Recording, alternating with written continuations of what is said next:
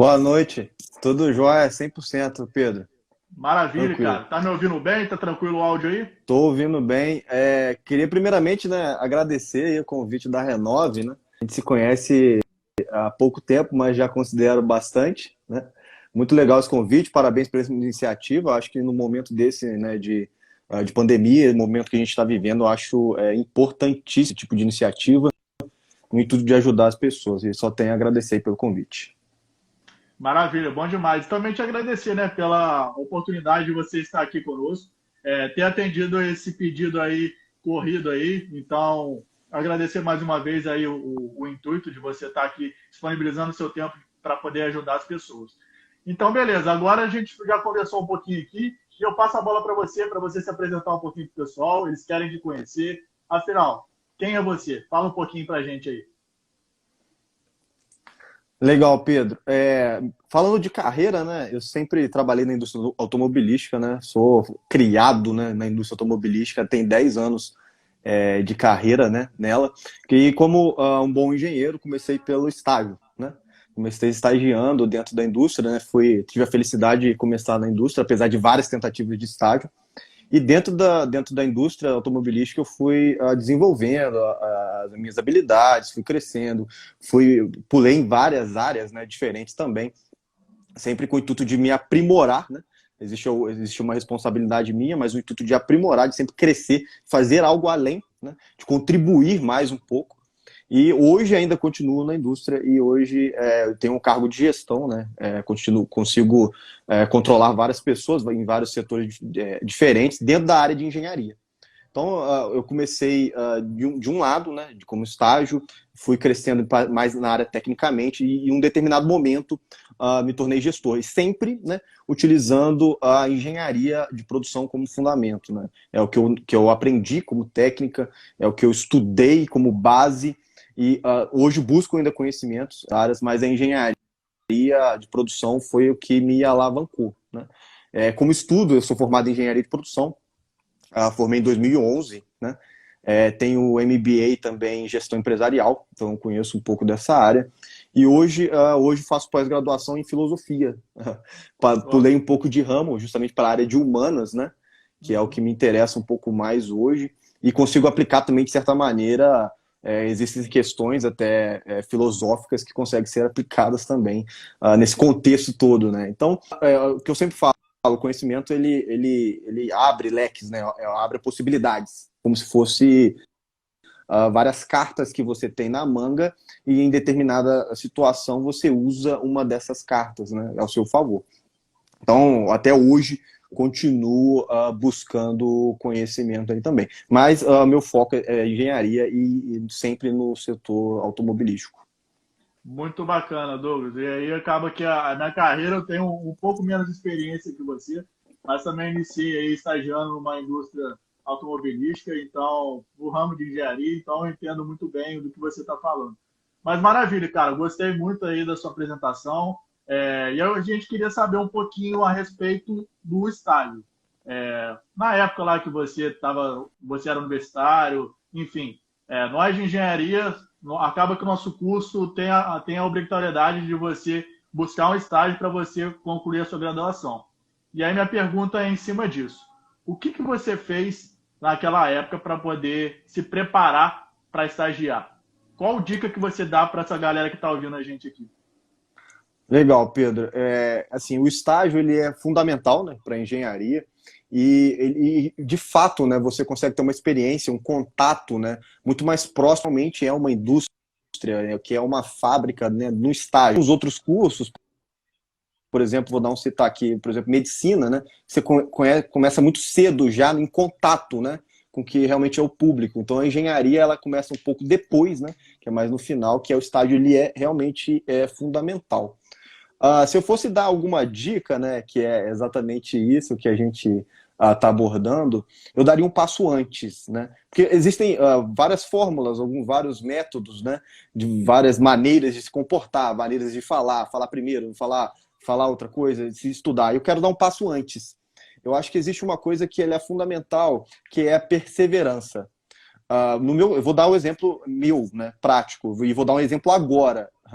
Porque quando eu fiz estágio, né, eu tive que fazer 8 entrevistas, né? Então, pegando o meu exemplo, 8 entrevistas, até eu conseguir ter a felicidade de entrar na automobilística. Então, eu fiz metalurgia, eu fiz até em outras empresas de química, por exemplo, que tem pouco a ver com automobilística, mas a perseverança, ou seja, tentar, né? Sempre tentar. Porque toda vez que você vai em uma entrevista, você consegue não só alcançar o seu objetivo, mas de fato aprender. Né?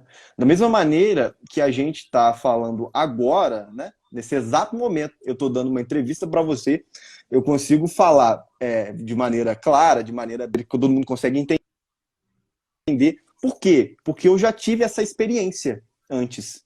Né? Então, a primeira vez que eu fiz uma entrevista foi terrível. Foi terrível. Eu não conseguia falar, eu não conseguia me expressar. Eu não conseguia o que estava na minha cabeça eu transformar em palavras. Na segunda já foi um pouco melhor. Na terceira isso vai evoluindo. Até que chegar hoje aqui, por exemplo, né, nesse ao vivo aqui agora, eu consigo falar com você de maneira clara, coesa, porque não o conhecimento técnico, né, que eu aprendi durante a vivência, mas o contato, a experiência vivida, ela é insubstituível. Por mais que eu fale aqui um monte de casos, né, o que você vivencia, ele tem que ser um momento de aprendizado. Né? Você observar as pessoas, como elas agem, como elas se comportam. Você observar o que é dito, o que não é dito. Então, a perseverança, você tentar e aprender, para você ingressar no emprego, né? Que seja estágio ou qualquer outro tipo de emprego, é fundamental. Hoje existe uma pressão muito grande, né? De a pessoa já querer entrar, né? Tomara que você, na primeira entrevista, você passe, sem dúvida. Né? Mas, se não, que seja como um aprendizado. Né? A entrevista ela é um momento vivido, né? Igual qualquer outro momento. Então, ela tem que ser absorvido isso, para que nas próximas entrevistas seja um pouco melhor. Só complementando, teve um caso curioso hoje que aconteceu onde eu trabalho, né? Teve uma moça que trabalha com a gente no setor de qualidade e ela fez uma apresentação para todo o staff, né? Para toda a gerência, para toda a supervisão, de maneira, ou seja, tem uma responsabilidade nisso, né? Fazer uma apresentação para as pessoas. E assim, quando ela terminou, ela veio falar comigo e ela confessou que estava nervosa, né? Que era uma novidade para ela. E eu falei, eu vou usar isso como exemplo, porque a primeira vez, né, que faz alguma coisa realmente te tirou da zona de conforto. Né? Nesse exato momento que te tira da zona de conforto é quando você tem aprendizado. Então, na próxima apresentação, eu comentei a ela, já vai ser um pouco melhor. Se você quer, né, se você está a fim de melhorar, você já vai observar o que você poderia ter feito. Vou repetir, o que você poderia ter feito. Você mesmo vai chegar a essa conclusão. Se você quer ao melhorar, né, aprimorar, você mesmo, numa reflexão de uma tentativa, né, você já chega nisso. Porque eu quero despressurizar isso um pouco. Às vezes tem muita pressão, né, em cima, e que no final das contas isso vai ser uma consequência. Né? Você vai aprimorando até chegar num caso aqui que você consegue falar isso perfeitamente. Essa é uma dica que eu daria, né, diferente um pouco de uma regra, né? Eu acho isso interessante, você dar, às vezes, um passo para trás e pensar que pode ser um aprendizado, sim, uma tentativa que não foi muito bem sucedida. E que isso, no final das contas, faz sentido. Talvez se hoje, né, eu tivesse passado na primeira entrevista, se talvez eu não tivesse aqui conversando com você. Né? Então, eu acho que é válido como experiência. É isso daí. Uma coisa também, agora... partindo para uma técnica mesmo, eu acho interessante saber o contexto, né, da entrevista, para onde você está indo, qual é a vaga. Né? Isso é fundamental. Porque a vaga existe por uma necessidade. Né? Ninguém contrata alguém por contratar e depois vai ver o que faz com essa pessoa. Na verdade, existe uma necessidade que te precede, ou seja, você está indo complementar uma vaga. Né? Então, é preciso que você saiba o mínimo do contexto disso. Exemplo, hoje, agora, né? Eu, para dar entrevista agora para a Renove, eu pesquisei um pouco, preciso saber qual que era a intenção da Renove, quais são as pessoas que estão envolvidas nisso, qual a intenção de todo o projeto, justamente para me preparar. Da mesma maneira que um time entra em jogo contra um adversário e tem que estudar o adversário, estudar o campo, estudar quem é o juiz, saber o contexto, né, para qual empresa, quais são as ambições da empresa, quanto tempo a empresa tem, para que lado a empresa vai, né? Esses são, para quem quer pegar um estágio, sabe, estudar a empresa que está indo é fundamental também. Cara, com certeza, muito bom. Gostei bastante aí. Os principais pontos aí para poder sintetizar tudo que você falou, questão da prática, né? Porque na faculdade em si, se a gente seguir só sala de aula, aprendizado, aquela coisa teórica, acaba que a gente não consegue testar o nosso aprendizado, né? Então, por exemplo, uma coisa que ajuda bastante nesse sentido é a questão de você procurar um projeto de extensão, enfim, procurar algo dentro da universidade que você consiga testar suas competências. Aqui tem uma galera aqui da UF, eu tenho certeza aí que a maioria, bom, o fato que a gente está falando aqui, essa aplicabilidade de você colocar em prática todo esse aprendizado.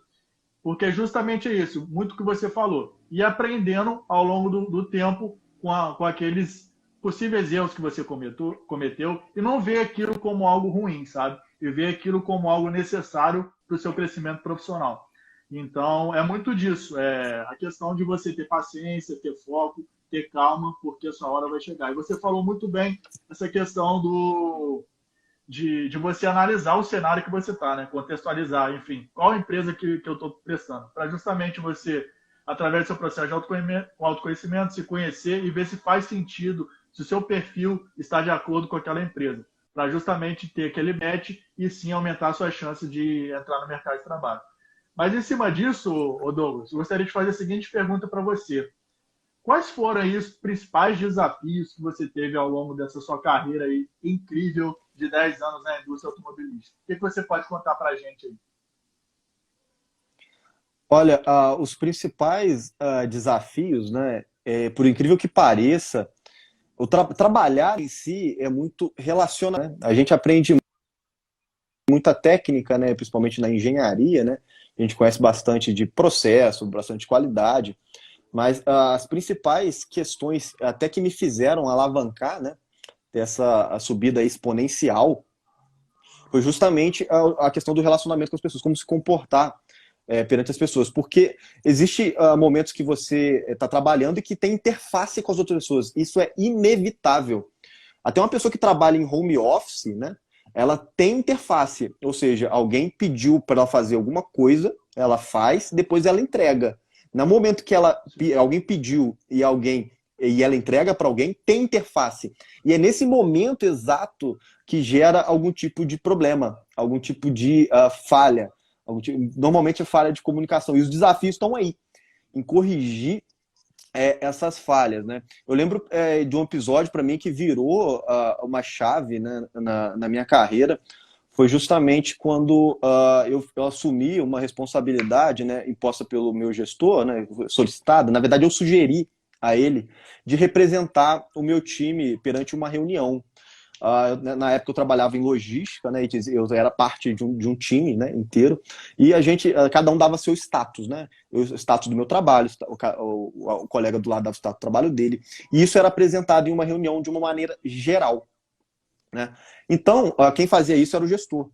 Em determinado momento, eu me dispus a fazer isso, né? Ou seja, eu represento, não tem problema. Eu mostrei, né, de maneira como que eu fazia, como que eu demonstrava o meu resultado. Ou seja, eu vendi o meu trabalho para o meu gestor. E aí ele me fez a seguinte proposta. Então, tudo bem. Então, recolha a informação de todos os outros amigos, né? Então, perceba, eu não sou gestor de ninguém. Na época não era, eu não tinha essa responsabilidade. O desafio muito grande era convencer a todos, né, mesmo com o aval do meu gestor, de pegar essas informações e representar o grupo. Então, ou seja, você não é classificado, né, e você precisa representar o seu grupo perante outras áreas. Então, isso é um desafio enorme, astrondoso. Por quê? Você pode... porque a questão do comportamento é importante. Você pode abordar os colegas do seu trabalho de várias maneiras diferentes. É infinito as possibilidades. Você pode falar com eles que foi uma ordem do seu gestor, por exemplo. É uma possibilidade. Você pode explicar para eles qual o intuito disso, né? Não estou centralizando, porque dessa maneira que eu acho mais viável, o que você acha? né? Dá para envolver todo mundo. Então você começa a destrinchar algumas habilidades que só por conta de uma imbricação, né, que você tem essa possibilidade. Se você trabalhasse só no seu quadrado, no que você é responsável, né, o universo está controlado. Ele é muito mais fácil de você manipular. Agora, quando alguém te coloca um desafio que envolve outras pessoas, você é obrigado a ter um comportamento diferente, né? Você é obrigado a influenciar as pessoas. Então eu lembro disso perfeitamente porque de maneira deu muito certo, né? E esse foi uma virada que eu, desde esse dia então, eu nunca mais deixei de representar áreas, né? Dali para lá eu consegui cargo de gestão e tudo mais. Então eu sempre consegui representar áreas, ou seja, pegar a opinião das pessoas, fazer um compilado disso, sintetizar e vender, né, de alguma forma, ou seja, vender. Isso é importantíssimo, não só trabalhar, mas de uma maneira de mostrar isso de uma maneira lógica para todo mundo que está assistindo, está vendo, entender isso. Isso partiu de um conflito de relacionamento. Então, quem trabalha em indústria sabe disso, né? Quem pretende entrar, né? As dificuldades estão no contraste, ou seja, você tem uma ideia A pessoa tem uma ideia B. E quando isso choca, é onde tem crescimento, né? É nesse exato momento que se geram as oportunidades. É nesse exato momento que você precisa crescer. Então, o relacionamento ao trabalho, ele é fundamental. Às vezes o engenheiro, ele pensa, né? Vai entrar lá e vai tratar com a máquina, né? Vai tratar 100% com uma coisa, um sistema, vai trabalhar com computador, né? Então, dependendo do caminho que você ir, né? Muito provavelmente você vai trabalhar mais com pessoas, né? E o comportamento disso, a maneira racional que a engenharia propõe, né? A questão de você colocar números nas coisas, isso facilita. Então, você utilizar a engenharia para convencer as pessoas é mais fácil. Mas questão de relacionamento dentro de fábrica, ela é fundamental e é um dos pontos que mais gera superações como um setor, né? Como área e como grupo. Cara, muito bacana, eu concordo muito com você em tudo que você falou aí. E os principais pontos são pessoas. O mundo é movido por pessoas, os negócios são movidos por pessoas, então a gente precisa das pessoas para poder crescer. E aí que você falou muito bacana, essa questão da ação que você teve, né? Do desafio que você teve de, ao longo da sua carreira, buscar ali entre as pessoas que divergiam, que tinham ideias diferentes, e procurar sintetizar para trazer algo mais concreto e vender isso, e expor isso no mercado de trabalho. É isso, a gente precisa das pessoas. E o que está muito evidente hoje é a questão da colaboração, do mundo colaborativismo. Então, você agora, vocês que estão assistindo a gente, que querem entrar no mercado, precisam ter esse skill, sabe? Essa questão de você conseguir se expressar, se vender, se relacionar com o outro, se comunicar, para juntos vocês formarem algo muito mais concreto, com muito mais valor. Mas muito bacana, Douglas. E aí, nessa linha, a gente aqui em Porto Real Resende, a gente tem um polo industrial, onde a gente tem várias montadoras. E aí eu gostaria de fazer uma pergunta mais nesse sentido. Como que você vê hoje a participação das montadoras, tanto aqui regionalmente quanto nacionalmente? Qual que é o impacto disso tudo no mercado de trabalho? A montadora, né, em si, principalmente no Brasil, né, eles são um canhão, né, cara? É o que gira muita parte da economia aqui do Brasil, né? E principalmente emprega muita gente, né, aqui na região de Resende, em vários polos, né, industriais espalhados aí perante o Brasil. Então, ela não só gera o que ela produz, né? Mas também os stakeholders, né? Como a gente fala, como a gente aprendeu na faculdade, né? Toda a cadeia, né, de supply chain, né, de fornecedores, tanto a logística, cresce a questão da faculdade em volta, né? As faculdades são criadas por conta disso, desde o restaurante do lado, né, da faculdade, da indústria também, ele é movimentado por conta disso. Então, a montadora, ela tem um papel... né? Exato, ela cria um organismo vivo, né? Então, as pessoas, elas sentem orgulho de trabalhar numa montadora, quando tem uma marca. As famílias das pessoas têm orgulho de trabalhar, de que tem um familiar que trabalha. Então, gira em torno disso, né? Existe uma marca, existe um sentimento, existe uma história, né? E que a montadora ela é fundamental para a economia e para isso tudo gerar. E hoje, né, por conta da pandemia, ela tá sofrendo, né? Está sofrendo bastante. E que o movimento que você vê dentro da automobilística é um movimento para manter as pessoas, né? Para se manter os empregos, para se manter o funcional, né? Para se manter as vendas, ou seja, é um momento de pisar um pouco no freio e se estabilizar, né, o crescimento da indústria automobilística. Muitas métodos, né, estão mudando, né? Na verdade, vai existir um antes e um depois, né, disso tudo. Por exemplo, reuniões, né, obviamente por Skype, a maioria delas, então as pessoas estão se adaptando. Esse aqui é o que a gente está fazendo aqui agora, né? Algumas práticas, por exemplo, de aglomeração de pessoas, né, estão se difundindo mais, a questão de salas estão ficando com menos pessoas, questão de visitas dentro da fábrica estão cada vez com menos pessoas. Então, a montadora ela é um canhão, ela é fundamental, né, para a economia do país e ela está se adaptando, né? O movimento que se vê é de adaptar dentro da fábrica, justamente para que existem muitas pessoas que fazem home office, principalmente questão de engenharia, né, de desenvolvimento do produto, essa possibilidade existe, né, mas existem ainda muitas atividades que não conseguem. A própria produção é uma delas, né. Então, todo o cuidado, né, necessário nesse momento está sendo mantido justamente para manter a produtividade e para se manter a condição, né, do trabalhador. A gente, né, como engenheiro de produção, a gente não pode deixar a produção cair, né? Então as soluções, né, a gente usa aí, né, para ver as soluções e ver as possíveis saídas, né? Nessa hora, a criatividade que impera, né? A criatividade ela é fundamental nesse momento aí. Mas a montadora ela está sofrendo. Existem montadoras ainda que a gente voltou a trabalhar, mas existem montadores ainda que não voltaram, né? Já fazem promoções, né? As promoções que você vê diferente aí para pagar ano que vem, já começaram a soltar. Essas são justamente ações, né? Para continuar aquecido isso, para não parar de circular, né? A partir do momento que você para de vender, para de circular dentro da montadora. E só você parar para pensar, né? Muitas pessoas trabalham, se as pessoas que trabalham lá não receberem, é menos dinheiro ainda circulando no mercado.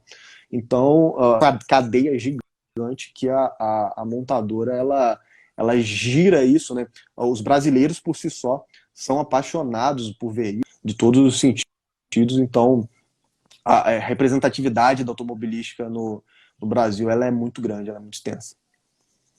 Bacana, com certeza. E aqui a gente tem uma potência aqui no Cipolo Industrial aqui em Resende, com várias montadoras.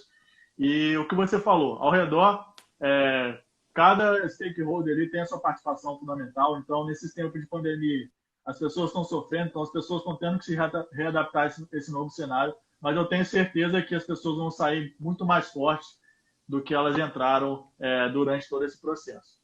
E em cima disso, Douglas, a gente falou muito aqui do papel do engenheiro, da engenharia, de produção, enfim. Como que você enxerga isso? O papel do engenheiro de produção focado numa montadora? Legal. Existe dentro da engenharia, né, dentro da faculdade de engenharia, um mito, né, que as pessoas não sabem bem quando começam, né, qual que é o papel do engenheiro de produção, né? Eu descobri, fazendo a brincadeira aqui, eu descobri recentemente, né, eu consegui fundamentar isso, né, como é que qual que é o papel exato do engenheiro de produção. Eu vou tentar fazer de maneira bem simples, né? Existe um processo, né, de se fazer o que a empresa produz, né? Ela pode produzir um bem ou um serviço, né? Por isso que o engenheiro de produção, quando se fala, ele pode atuar em qualquer coisa que se produz alguma coisa. Que se produz um bem, né, material, físico, ou seja, se manufatura alguma coisa, ou um serviço, né, uma prestação de serviço, que você vai, executa o serviço e acabou, e está pronto. De certa maneira, existe uma entrada disso, né? Existem coisas que precisam, para você produzir o que você quer, existem entradas. existem, no caso da automobilística, existem peças, né? Existem processos, existem processos desenvolvidos pela engenharia. Então é uma cadeia de coisas que precisa até ser manufaturado aquilo tudo, né? Ser montado. E no final da ponta sai alguma coisa. Então, basicamente, tem uma entrada, tem um processo. O que é o processo? É o passo a passo. Como que se faz, né? É o depois monta aquilo, depois monta isso, depois monta aquilo outro. E tem especificações. E no final sai alguma coisa. O papel do engenheiro de produção, ele é simplesmente fazer com que isso aconteça da melhor maneira possível e aumentar essa produção. E existem várias maneiras de aumentar essa produção. Você pode, primeiramente, reduzir custos. É o que todo gestor gosta de ouvir, né? Se você que trabalha no mercado de trabalho ou pretende trabalhar, né, para uma empresa, nunca fale em gastar dinheiro. Se você não tiver muito bem embasado, né, no que você quer, né, se o que você propõe como planejamento, que você não conseguir demonstrar um lucro futuro que justifique esse gasto, proponha sempre uma redução. É um caminho mais direto, né? Por quê? É possível você diminuir tempo, por exemplo, da sua produção. Você, de uma maneira logística, você coloca as coisas mais próximo. Um exemplo, por exemplo, você coloca as coisas mais próximas. Você diminui o tempo. Quando você diminui o tempo de produção, é possível que você produza mais. Ou seja, você não gastou nada. Você só mexeu alguma coisa, uma logística, né, onde as coisas se movimentam, e é possível que você produza em mais quantidade. Então, o primeiro passo é produzir em mais quantidade. Pode ser um caminho, reduzir tempo de processo. Então, é uma das coisas que o engenheiro de produção ele faz muito, né? E o segundo maior é não só a quantidade, mas a qualidade do que se produz. Eu produzia num determinado nicho, né, de determinada maneira, e eu posso sugerir usar um outro tipo de insumo, ou sugerir fazer um outro tipo de fornecedor, ou sugerir, por exemplo, comprar uma nova máquina, ou fazer uma manutenção numa máquina, justamente porque o produto final que sair, né, a minha saída, ela ser de uma qualidade melhor. Como assim qualidade melhor? Ser melhor aceita no mercado de trabalho, no consumidor, por exemplo. Então, o engenheiro de produção ele trabalha com isso. Exatamente o nome, né? Produção, produtividade, em quantidade e em qualidade. E o engraçado é que todos os processos dentro de uma fábrica, lógico, uma automobilística, ela é gigante, né? É um universo. Ou seja, tem o setor de vendas, o setor de compras, o setor de manufatura, o setor de engenharia, o setor de qualidade, e infinito. E perceba, cada processo desse, cada universo dentro desse, também é um processo. Né? Também é. Você não precisa ver o veículo pronto, propriamente, né? Como a entrada dele e a saída do veículo pronto. Mas esses processos dentro da sua área. Então você pode muito bem trabalhar em logística e ser engenheiro de produção e aumentar a sua produtividade na logística. Né? Você pode diminuir os tempos dentro da logística. Você pode fazer com que a pilhadeira melhore a produtividade dela na logística. Tanto assim, em compras. Você pode diminuir os processos de compras. Você pode fazer com que a agilidade em compras seja mais rápida. Então, o engenheiro de produção ele tem uma... eu vou, lógico, vender a minha especialidade. Ele tem vantagem perante as outras engenharias, porque o know-how, né, mais processual e envolver as pessoas, né? Perceba que não tem como você mexer num processo sem envolver quem é dono daquele processo, né? Então, esse know-how ele é aplicável em várias áreas. Eu chutaria aqui 99% das áreas de qualquer lugar que produz alguma coisa, desde que tenha uma manufature isso ou transforme em informação, é possível que se trabalhe com informação e que saia isso na ponta da linha. Então, qualquer área que existe isso, né, é possível simar um processo, é possível identificar falhas, é possível colocar metas, é possível ver se as metas estão dentro, se elas estiverem fora, fazer plano de ação, identificar causa raiz e implementar melhorias. Todas essas disciplinas são disciplinas de engenheiros de produção. E todas elas são completamente aplicáveis em qualquer sub-área aí dentro de uma indústria, principalmente na automobilística, porque as tecnologias de ponta elas estão implementadas aí na automobilística. Bacana, sensacional mesmo. E aí, aqui a gente tem muita gente que está ou na faculdade, ou formou, ou recém-formado. E aí, já entrando aqui nas perguntas que o pessoal já começou a fazer, gostaria de fazer a seguinte pergunta do Renan, que está acompanhando a gente aqui. Quais as dicas que você pode dar aí para o recém-formados em termos de competência? O que ele deve ter para poder ingressar nesse mercado de trabalho? Legal. É assim, partindo do pouco que eu falei, quando você entra para trabalhar, existe uma necessidade, né?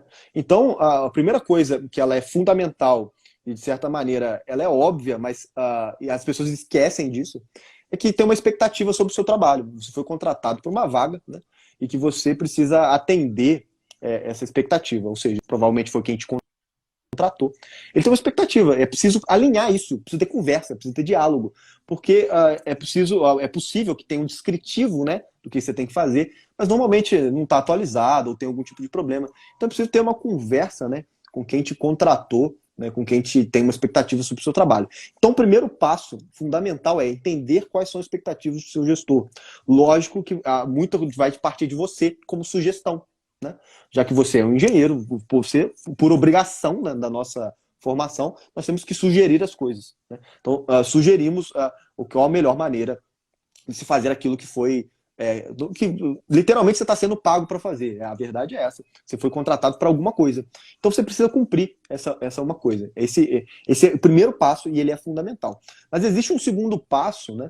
Que hoje cada vez mais competitivo o mundo, né? As pessoas elas sempre esperam a mais, né?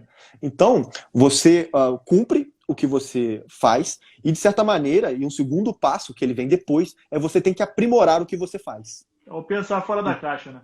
Exatamente isso. É o termo contemporâneo. É o termo clássico, né? É o termo contemporâneo mais utilizado, né? Esse segundo passo ele é fundamental também, que é pensar fora da caixa. Esse input, né, do segundo, ele pode ser de várias maneiras. Uma falha que aconteceu, um benchmark. Não necessariamente precisa ter uma falha, mas você vê um processo do lado do vizinho que é melhor que o seu em algum aspecto. Por que não implementar ele no seu? Então, não precisa o seu gestor te falar que você precisa melhorar o que você está fazendo, né?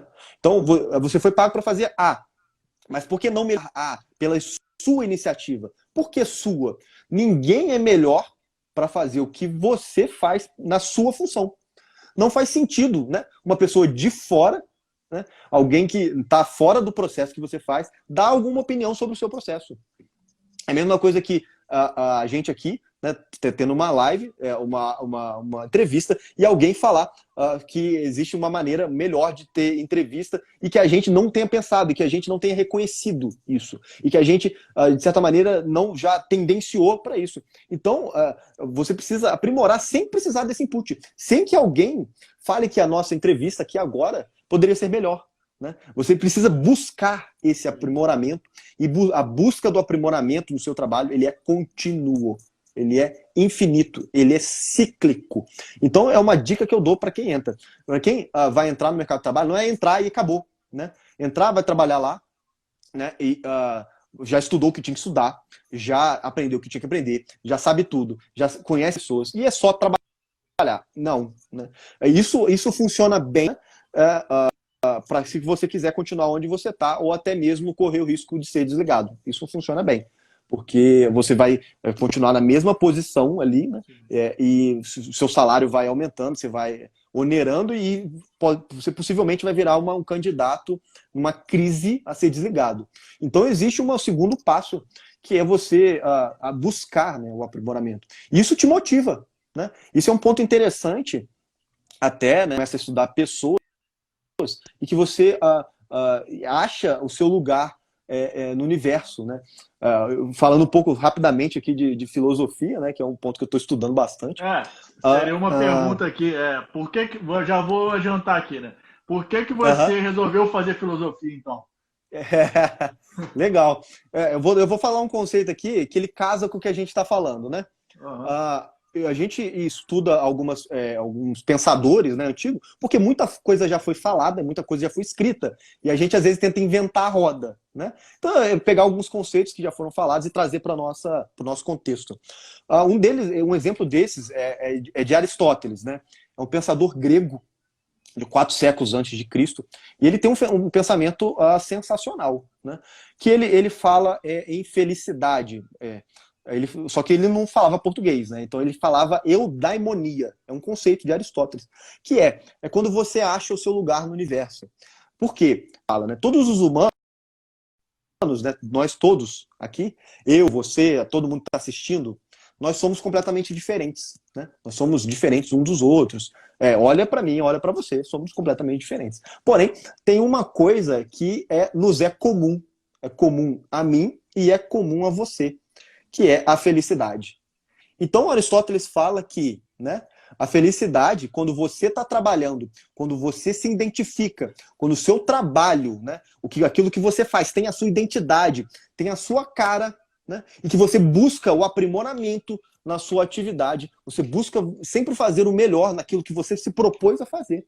Você tem eudaimonia, você tem felicidade. E é nesse exato momento que a sua moral, né, o seu desabrochar, que ele fala exatamente desabrochar, né, das suas competências, né, elas são afloradas. E é nesse exato momento que você achou o seu lugar no universo. Quando você faz alguma coisa, isso é notório, né? Quando você faz alguma coisa prazerosa, né? Só te fazer um parênteses, é muita questão do propósito, né, que a gente está falando muito hoje em dia, né? Perfeito. É a gente, de fato, buscar o nosso propósito, ou seja, o que faz sentido para a gente trabalhar, o que a gente gosta de fazer. Porque a partir do momento que a gente encontra isso, a gente vai ter muito mais prazer em desempenhando aquilo e, consequentemente, você vai proporcionar muito mais felicidade naquilo, né? Perfeito, é exatamente isso. É a tradução contemporânea desse pensamento. Ou seja, o cara, há 4 séculos antes de Cristo, né, quando você acha o seu lugar, né, quando você está feliz, e ele fala assim, o tempo passa de um jeito que você nem percebe que tem tempo. Né? E aquilo que você faz, por mais que tenha um objetivo, né, ele por si só, o que você faz já está valendo a pena. Então, você faz as coisas para ter alguma coisa depois. Mas aquele momento, por si só, já vale. Né? Aquilo já foi proveitoso. Esse lugar no universo ter um propósito, né? Ter um sentido aquilo para você, indo, né? De certa maneira, você relacionar. E tem tudo a ver com o que a gente está falando. Né? O engenheiro de produção, ele estimula isso, né, nas pessoas, a fazer com que as pessoas sejam donas daquilo. Né? Imagina eu como engenheiro de produção, eu identifico uma melhoria em um processo. Alguém faz aquele processo, não sou eu. Imagina que eu identifique alguém. Se eu não convencer aquela pessoa, conversar com ela, que ela é dono daquele processo, que eu estou fazendo uma melhoria, um aprimoramento, e que a vida dela vai ser melhor, né? Depois daquilo, ela vai ser mais produtiva. De certa maneira, eu não convencer ela disso, eu posso mudar o processo que for. Quando eu virar as costas, ela não vai fazer. Né? Então tem uma questão mental envolvida em todas as relações humanas, né? E a filosofia me ajuda bastante em relação, eu tento conciliar uma coisa com a outra. Os exemplos são muito mais claros, né? Quando você dá alguns exemplos desse daí. Cara, muito legal, porque acaba que a gente tem essa preconceito que o engenheiro é aquele cara somente técnico, né? E não, cara, aí a sua fala, o que a gente consegue ver e perceber hoje em dia, e tem que ser aquele cara humano também, sabe? E você acabou que, pelo que eu entendi da sua fala, você encontrou na filosofia uma maneira de você resgatar aquilo que estava intrínseco em você, que estava escondido. Então, cara, muito bacana e que sirva de exemplo para quebrar esses preconceitos que existem nas pessoas.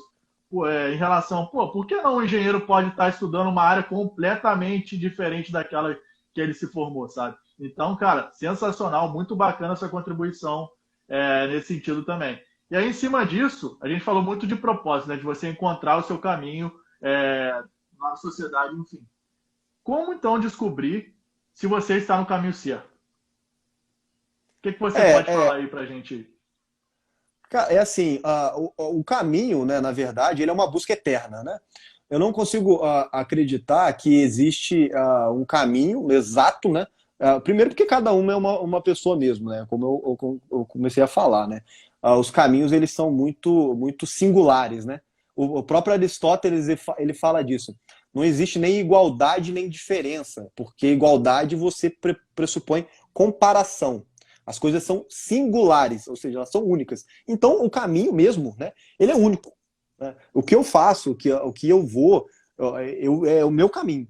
Lógico que, né, tem referências. É esse a graça do negócio. Por quê? Para eu conversar disso tudo hoje, eu tive referências. Eu estudei, né, fiz algum tipo de graduação. Eu leio alguns livros, eu estudo com outras fontes. Eu tenho pessoas, né, que eu me espelho. Né? Então, quando você vai buscar um propósito onde você quer chegar, existe referências. O caminho seu ele é único. Você mesmo vai traçar. Né? Caminhante faz o próprio caminho. Né? Existe até esse poema. Você ser protagonista da sua própria história, né? Da sua trajetória. Perfeito. O caminho seu é único, sem dúvida. Isso eu não tenho dúvida. Porém, existem referências, sim, que te ajudam. Né?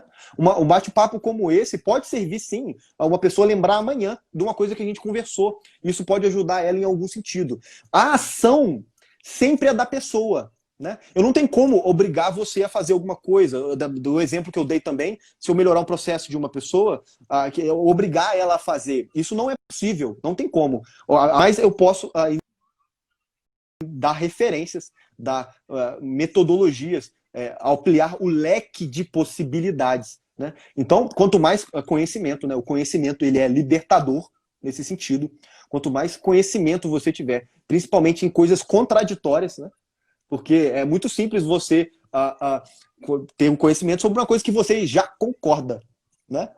Você está batendo a mesma tecla. Né? A ideia é você ter conhecimentos contraditórios, coisas opostas. E aí o seu leque de possibilidades ele aumenta. Quando você aumenta o seu leque de possibilidades, você achar o seu caminho. Um deles, a possibilidade é que você seja pleno, né, no que você faz, né, no que você se identifica com aquilo. Né? Porque existe a possibilidade, por exemplo, né, de você ter um talento muito grande e que você não consiga ganhar vida com esse talento. Né? Então, de certa maneira, você tem que tendenciar a isso. Porque não existe emprego perfeito. Né? Se você olhar hoje na minha empresa onde eu trabalho, falta recurso. Se você ir na NASA hoje, ir lá, perguntar para o gestor da NASA, vai faltar recurso. Então é ilusão achar que existe um emprego perfeito. E que a grama do vizinho é mais verde. Né? É muito mais você construir o seu ideal de trabalho no seu trabalho do que tentar, de certa maneira, sair igual um louco achando que o trabalho do vizinho é melhor, a fábrica é mais fácil, o seu gestor é que é chato demais, o seu cliente é que é muito chato, o seu fornecedor que não entrega direito. Muito mais da sua percepção, que você é muito mais protagonista do que você faz, né, propriamente, do que o que está ao seu redor. Existem sim coisas externas e elas são óbvias, mas é o que você trata disso, qual a sua percepção em relação a isso. E transformar as coisas externas em oportunidades. Né? Esse é o grande segredo. O que vem, né, de fora, que você não tinha ciência, agora você tem. E agora o que você vai fazer? O mundo está esperando você agir. Né? O mundo fica olhando para você e agora, meu amigo, o que você vai fazer? Então, a ação, ela sempre é sua. O caminho, ele é exclusivamente seu. E pegue referências de pessoas que você considera, estude conhecimento, ele é completamente libertador nesse sentido. Bacana, cara. E aí uma pergunta do Thiago aqui. Todo mundo sabe que a indústria automotiva é o sonho de todo engenheiro de estar trabalhando, né? E aí, em cima disso, você não considera esse ramo muito instável no país, por exemplo?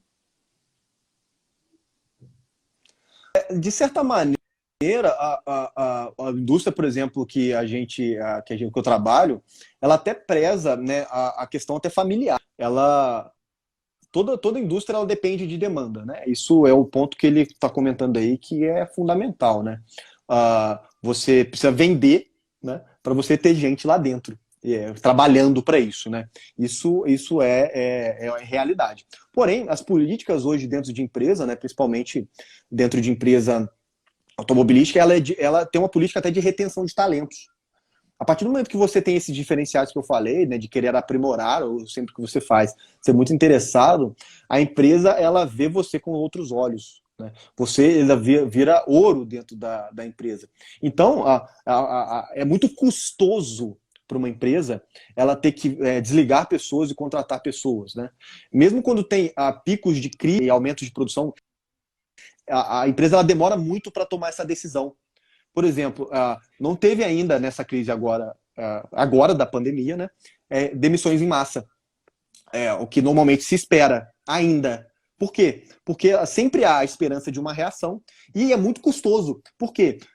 Imagina você demitir 40% do seu efetivo, por exemplo, pela instabilidade. Mas daqui um ano, retoma. Então é muito mais caro vai demitir a galera e depois contratar ano que vem. Isso custa não só dinheiro, mas conhecimento, know-how da empresa. Então, quando você é diferenciado dentro da empresa que você trabalha, né, a possibilidade de você ser retido, ela é muito grande, pelo que você produz. Né?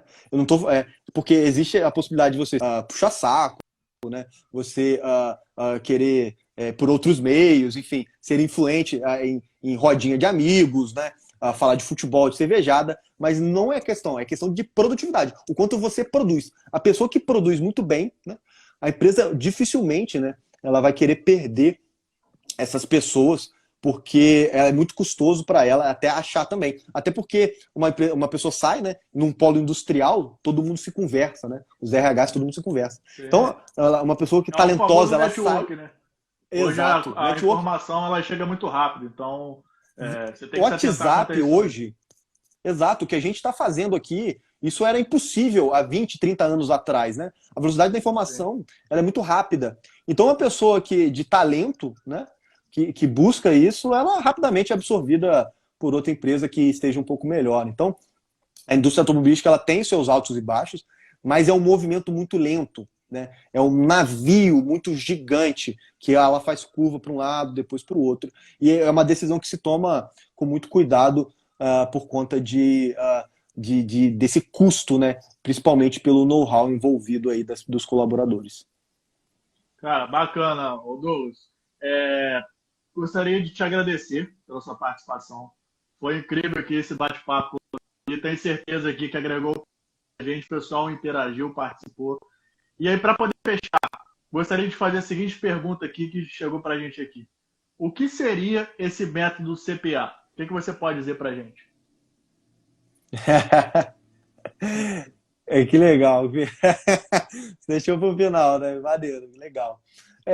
Eu e o meu grande amigo Anderson aí, que está até assistindo aí a live, né? Falando um pouco disso, tudo que a gente está falando, nós nesses anos de carreira, né? Por tudo que a gente viveu como experiência, né? E tudo que a gente estudou também. Nós, sim, desenvolvemos, né, uma empresa que também, assim como vocês, né? Por isso que a gente se identificou bastante, né? Tenta dar algum tipo de dica, né? Algum tipo de conhecimento, algum tipo de caminho, de maneira estruturada. Né? Então, quem quiser acompanhar aí, né, é método CPA, né, @método CPA, que está no Instagram, né, criado por mim e pelo Anderson. E, inclusive, amanhã, coincidentemente, teremos uma aula também, né? Uma aula que eu que leciono, né? E a gente vai tentar, a gente vai dar uma aula dos caminhos para ser promovido dentro de uma empresa. Lógico que não é nada simples, ela te tira da zona de conforto, é bem inquietante, mas é muito legal. Então a gente juntou todo esse conhecimento, né? Principalmente de automobilística e de engenharia, e com essa questão agora de comportamento, baseado principalmente em filosofia. Nós juntamos esses mundos, né? E que a gente fez algo inovador. Então, é uma coisa que não existe no mercado e que quem quiser conferir lá vai ser muito bem-vindo também. E eu convido também a Renove uma palhinha lá com a gente também. E essa parceria aí já está fechada. E obrigado pela pergunta e pela oportunidade aí também de mostrar o nosso trabalho, né? Que é em paralelo também, né? Não, eu faço isso, né? Principalmente por gosto, porque pode perceber na minha feição que eu gosto. Eu acho que é meu lugar no universo, como diria Aristóteles. Então é uma coisa que me faz bem e que me dá eudaimonia, né? Então é uma maneira de também ajudar as outras pessoas nesse sentido. Cara, sensacional, conte conosco. Acho que iniciativas como essa têm que ser promovidas, têm que ser espalhadas para justamente a gente trazer algo diferente para a sociedade. Então, esse é o nosso intuito de trabalho aqui na Renove também. Te agradecer, cara. Sensacional a live. Foi muito boa a sua participação aqui. E dar alguns recados aqui para o pessoal. Semana que vem a gente vai estar aqui com a Miriam e com a Cecília. Elas também trabalham na indústria automotiva. A gente vai fazer um bate-papo aí sobre a resiliência dentro da carreira profissional. Então, faço o convite para vocês continuarem conosco aqui. Acompanhem o nosso trabalho. E, diariamente a gente faz posts, enfim, traz conteúdo relevante para vocês. Eu espero que vocês tenham gostado. Divulguem o nosso trabalho, porque a nossa ideia é justamente estar espalhando isso para o maior número de pessoas. Então, agora eu passo a palavra para vocês fazerem a consideração final e a gente encerrar, beleza? Pedrão, cara, só tenho a agradecer uma oportunidade dessa, né, de poder conversar sobre esse tipo de assunto que é completamente relevante nesse momento, né? Existem pessoas que estão em todos os tipos de situações nesse momento, né? Pessoas que até foram desligadas recentemente, pessoas que estão em busca de recolocação, né? Então, a gente que pode contribuir de alguma maneira, né? De conhecimento, né? Conhecimento, ele só faz sentido se você explica ou se você compartilha, né? Então, é exatamente o que a gente está tentando aqui agora. Então, é uma oportunidade ímpar. Agradeço de novo e a iniciativa de vocês é muito grande. Quem quiser de novo, tá aí o convite para o método CPA, tudo junto, no Instagram. E amanhã vai ter uma aula bacana também, às 20 horas, e o pessoal da Renove também tá convidado a assistir. Com certeza. Então, pessoal, uma boa noite para vocês. Mais uma vez, agradeço a audiência. Espero que vocês continuem acompanhando o nosso trabalho. E a gente se vê semana que vem e amanhã acompanhe o trabalho desses caras aí, porque tenho certeza aí que vai estar sensacional. Beleza? Então, um forte abraço para todo mundo aí. Uma boa noite. Tamo junto. Valeu, Pedro. Obrigado. E aí, gostou dessa live? Segue a gente lá no Instagram para poder acompanhar as próximas lives toda quarta-feira às 20 horas. Inscreva-se também no canal e ative o sininho para poder receber as notificações dos próximos vídeos. Nos vemos na próxima live de sucesso da Renove Desenvolvimento.